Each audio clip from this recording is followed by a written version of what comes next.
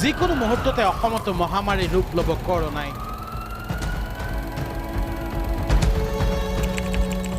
2020 চন কোভিডৰ সময়, চাৰিওপিনে আছিল লকডাউন। আৰু তেতিয়াৰ সময়তে মই আৰু মোৰ দুই বন্ধুৱে মিলি এটা ইউটিউব চেনেল খুলিছিলোঁ। প্ৰায় 1.5-2 বছৰমান আমি কিছু অদ্ভুত ভিডিঅ' বনালোঁ। আৰু এনেকৈ গৈ থাকোঁতে এদিন হঠাৎ মামাৰ ফালৰ পৰা নিউজ আহিল। কোভিড পৰিস্থিতি আৰু কিছু খাম কাটিলেই ছেপ্টেম্বৰৰ পৰা অসমত খুলিব পাৰে শিক্ষানুষ্ঠান। সোমবাৰে ৰাজ্যৰ শিক্ষামন্ত্ৰীয়ে দিলে যেন তাৰ ইংগিত।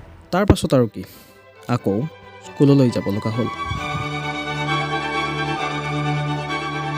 ভাবিছিলোঁ স্কুল কৰিও ইউটিউব চলাম, বাট না, নিজৰে এনেকুৱা এটা লাগিছিল যে মই এতিয়া ভাল ৰিজাল্ট কৰিব লাগিব, গতিকে ভালকৈ স্কুলত পঢ়িব লাগিব। দেন লাহে লাহে টিচাৰ, মা দেউতা, ঘৰৰ ওচৰৰ মানুহ আটায়ে ক'ব ধৰিলে, এতিয়া তই অমুক পৰীক্ষা দিবি, গতিকে এই কেইবছৰ দিন ৰাতি একাকাৰ কৰি পঢ়িব লাগিব। এজ এ নৰ্মেল ষ্টুডেণ্ট ময়ো কথাষাৰ বিশ্বাস কৰিলোঁ আৰু দিন ৰাতি একাকাৰ কৰি পঢ়িব ধৰিলোঁ। বুলি ভাবিছিলা নেকি? না না না, দিন ৰাতি পঢ়াৰ নামত কেৱল এটা বস্তুৱেই হৈছিল, সেইটো হৈছে ঘৰৰ ভিতৰৰ পৰা বাহিৰলৈ নোযোৱা বেমাৰ। কাৰণ আমাৰ অসমৰ নিচিনা ঠাই পেৰেণ্টছ, নেইবাৰ্ছ, টিচাৰ্ছ এই আটাইবোৰে সেইজন ষ্টুডেণ্টকে সৰ্বোত্তম প্ৰকৃত ছাত্ৰ বুলি ভাবে, যিয়ে ঘৰৰ পৰা নোলায়, ঘৰটোত দিনে ৰাতি কিতাপ পঢ়ে আৰু মষ্ট ইম্পৰ্টেণ্টলি ডাঙৰ ডাঙৰকৈ চিঞৰি কিতাপ পঢ়ে। গতিকে কনচিয়াছলি হওক বা ছাবকনচিয়াছলি হওক, মোৰ ব্ৰেইনতো সোমাই গৈছিল যে good student equal to good marks plus বাহিৰত ঘূৰি নুফুৰা। ইয়াৰ বাবে কিছুমান বৃহৎ চেঞ্জেছ মোৰ জীৱনত হ'ব ধৰিলে, যেনে ফিজিকেল এক্টিভিটিজ জিৰ' হৈ গ'ল, বাহিৰা জগতৰ লগত কানেকশ্যন কম হৈ গ'ল, দিনৰ দিনটো গা বেয়া বা এলাহ লাগি থকা হ'ল, ছ'চিয়েল মিডিয়াৰ এডিকশ্যনো হ'ব ধৰা হ'ল, আৰু লাহে লাহে মাৰ্কছবিলাকো কমি অহা হ'ল। শেষত গৈ গৈ মই ফিগাৰত কৰিলোঁ, মোৰ অনবৰতে গা বেয়া কিয় লাগি থাকে, মোৰ পঢ়িব কিয় মন নাযায়। বাট এইবোৰৰ উত্তৰ পাইছোঁ যদিও এটা বস্তুৱে মোক মোৰ বেষ্ট ভাৰ্চন হোৱাৰ পৰা ৰখাই আছিল, সেইটো হৈছে এডিকশ্যন। এডিকশ্যন আছিল মোৰ ঘৰৰ পৰা বাহিৰলৈ নোযোৱা, এডিকশ্যন আছিল মোৰ মাইণ্ডলেছলি মোবাইল ইউজ কৰা, এডিকশ্যন আছিল মোৰ সদায় কমফৰ্ট জ'নত সোমাই থকা।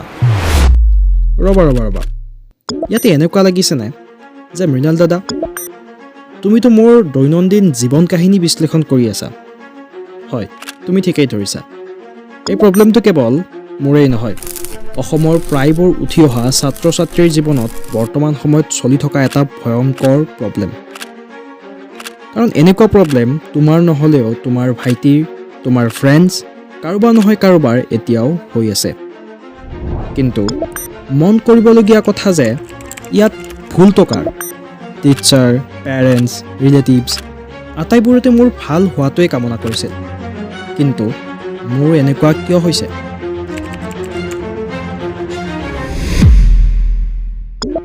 আমাৰ পেৰেণ্টছ, টিচাৰ বা বয়োজ্যেষ্ঠ ব্যক্তিসকল যেতিয়া ছাত্ৰ অৱস্থাত আছিল, তেতিয়াৰ মানুহবিলাক মেইনলি 3 প্ৰকাৰৰ আছিল। 1, তেওঁলোকে কেৱল খেতি বাতি কৰিছিল আৰু তেওঁলোকে পঢ়া পাতি কৰা নাছিল। 2, খেতি বাতিও কৰিছিল আৰু পঢ়া পাতিও কৰিছিল। 3, তেওঁলোকে কেৱল পঢ়া পাতি কৰিছিল।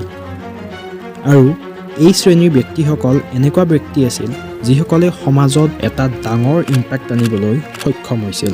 গতিকে তেওঁলোকৰ মগজুত সেই বস্তুটো অহা স্বাভাৱিক যে অকল এক্সেপশ্যনেলি পঢ়া শুনাত ভাল ষ্টুডেণ্টবোৰেহে সমাজত ইম্পেক্ট আনিব পাৰে বা সমাজখনৰ উন্নতি কৰিব পাৰে। গতিকে তেওঁলোকে এইটো ৰুল ফ'ল' কৰিছিল, ভাল ষ্টুডেণ্ট ইকুৱেল টু কেৱল পঢ়া। কিন্তু আজিৰ তীব্ৰভাৱে অগ্ৰসাৰিত সমাজত আমি তেনেকুৱা কৰিব নোৱাৰোঁ, কাৰণ আজি আমাৰ হাতত আছে মোবাইল এণ্ড ইণ্টাৰনেট, যাৰ ভিতৰত আছে অগাধ ইনফৰমেশ্যন। বাট ইয়াৰ লগতে কিছুমান ভয়ানক বস্তুৰ সন্মুখীন আমি হ'ব লগা হৈছে। সেইবোৰ হ'ল ইনফৰমেশ্যন অভাৰলোডিং,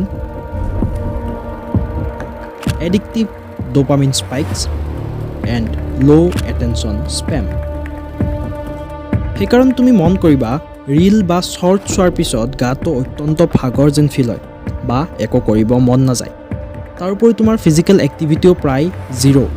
গতিকে মেণ্টেলি, ফিজিকেলি এণ্ড চাইক'লজিকেলি তোমালোকে উইক হৈ গৈছা। নাও দাদা, হোৱাট ইজ দ্য চলিউশ্যন?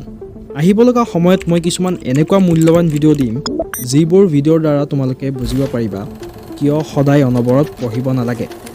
মোবাইলৰ এডিকশ্যনটো ইমান জঘন্য নেকি? নিজৰ পাৰ্চনেলিটি কেনেকৈ বিল্ড কৰিম? মিটিঙত ভাষণ কেনেকৈ দিম? বেয়া অভ্যাসবোৰ কেনেকৈ বাদ দিম? মুঠতে এজন কিশোৰ বা কিশোৰী হেল্পফুল হোৱা যিমান যি বস্তু আছে সেই আটাইবোৰ আমি এই চেনেলটোৰ মাধ্যমেৰে কভাৰ আপ কৰিবলৈ চেষ্টা কৰিম। কাৰণ এখন দেশৰ যুৱ সমাজ ষ্ট্ৰং হ'লেহে দেশখন ষ্ট্ৰং হ'ব। মোৰ ফালৰ পৰা কৰিব পৰা মই কাম আটাইবোৰ কৰি যাম। নেক্সট ভিডিঅ'ত আমি এটেনশ্যন স্পেনৰ কথা পাতিম, যিটো মই জানো অসমৰ প্ৰত্যেক ষ্টুডেণ্টে বৰ্তমান সময়ত অৱগত হোৱাটো দৰকাৰী। নহ'লে বা যুৱ সমাজ এই ইনষ্টাগ্ৰাম, ফেচবুক আৰু ইউটিউবৰ মাজতে বিলীন হৈ যাব।